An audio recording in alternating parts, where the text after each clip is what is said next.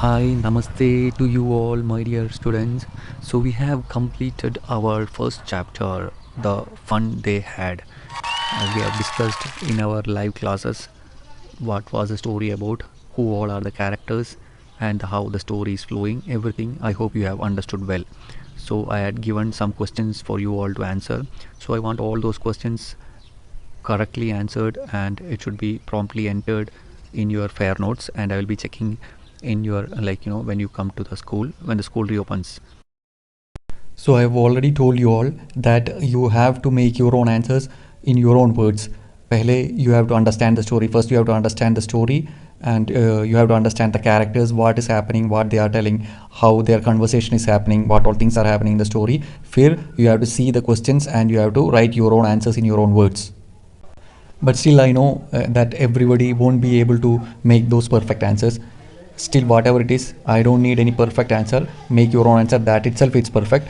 And again, if you are having any doubt, if you want to check for the answers, I'm making this video for you to know what all are the perfect answers of your textbook exercises and question answers.